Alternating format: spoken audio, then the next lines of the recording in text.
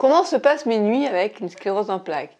Donc, le problème des nuits avec la sclérose en plaques, c'est qu'on a une vessie neurologique. La vessie neurologique, ça veut dire que la vessie, avec le temps, c'est, comme disait l'urologue qui m'avait reçu une fois, ratatinée. Je n'aime pas ce mot-là, mais bon, elle s'est rétrécie. Donc, elle n'a plus la capacité de prendre autant d'urine qu'avant. Donc, du coup, dès qu'elle commence à se remplir, vite, vite, il faut qu'elle se vide.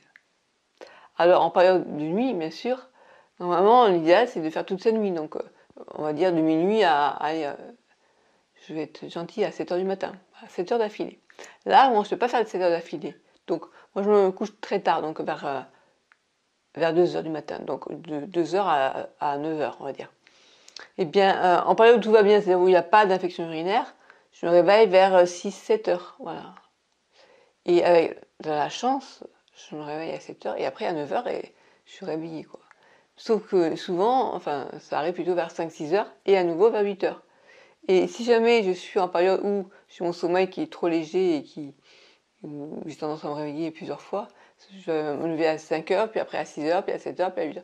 Bref, vous passez votre temps à vous dire, mince, voilà, on a du mal à dormir, quoi, dans ces conditions-là. C'est pas facile. En plus, bon, moi, comme j'ai le sommeil léger, je me mets des boules de caisse dans l'oreille. Après, ça me fait des bouchons d'oreille, mais bon, ben, ça incite mon cerveau à produire, mon oreille à produire du sebum, mais bon, voilà.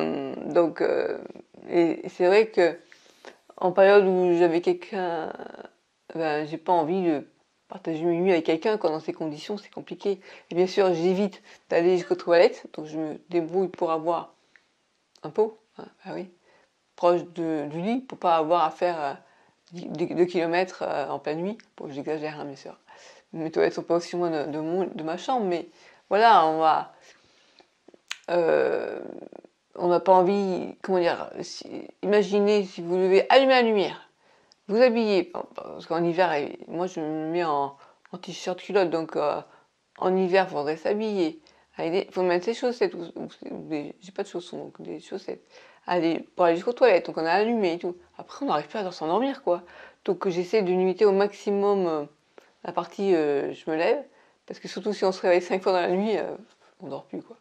Voilà, donc c'est compliqué, il faut partager sa vie avec quelqu'un quand on a des nuits agitées comme ça. Voilà.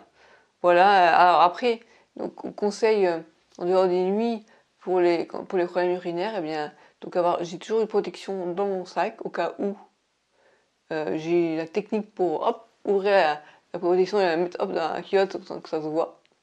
C'est ça où je me fais pipi dessus, donc il y a des fois où voilà, je cherche pas à comprendre, hein, je fais ça. Ça m'a évité bien des accidents. Et sinon, bah voilà, j'y pense toutes les 1h30, toutes les 2h, je pense à, il faut que je demande où sont les toilettes. Et puis quand je suis chez moi, avant de partir quelque part, je pense à aller aux toilettes aussi. Voilà. Et la vidéo avait ici avec ce que je vous ai dit dans la vidéo où je parlais la première vidéo où je parle des troubles urinaires. Voilà. Allez, à la prochaine. La prochaine fois, on va parler eh bien, des troubles sexuels. Ah, ah, ah. Bon, à bientôt.